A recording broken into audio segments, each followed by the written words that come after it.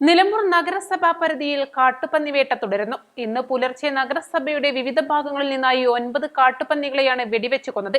കഴിഞ്ഞ ദിവസം 6 കാട്ടുപന്നികളെ വെടിവെച്ചു കൊന്നിരുന്നു.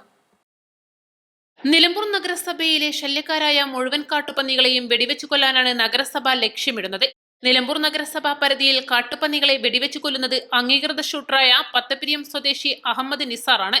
നിലമ്പൂർ നഗരസഭയുടെ വിവിധ ഭാഗങ്ങളിൽ നിന്നായി 4 ദിവസങ്ങൾക്കിടയിൽ ശല്യക്കാരായ 15 കാട്ടുപന്നികളെ വെടിവെച്ചു കൊന്നു. 15 കാട്ടുപന്നികളെ വെടിവെച്ചു കൊന്നത് കർഷകർക്ക് ആശ്വാസമാകും. നിലമ്പൂർ നഗരസഭയുടെ വിവിധ ഭാഗങ്ങളിൽ കാട്ടുപന്നി ശല്യം അതിരൂക്ഷമാണ്.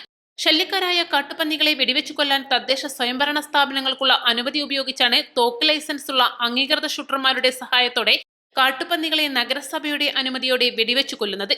പനയംകോട് വനമേഖലയിൽ കാട്ടുപന്നികളുടെ ജഡങ്ങൾ സംസ്കരിക്കും. വഴിക്കടവ്, പോത്തുകൽ, കരുവാരക്കുണ്ട്, ചുങ്കത്തറ, മമ്പാട്, ചാലിയാർ, അമരമ്പലം, കരുളായി, തൃക്കലങ്ങോട് പഞ്ചായത്തുകളിലും ശല്യക്കാരായ കാട്ടുപന്നികളെ വെടിവെച്ചു കൊല്ലുന്നുണ്ട്. ഇതിനകം 2000-ലേറെ കാട്ടുപന്നികളെയാണ് മലപ്പുറം ജില്ലയിൽ മാത്രം വെടിവെച്ചു കൊന്നത്. East live, Nilambur.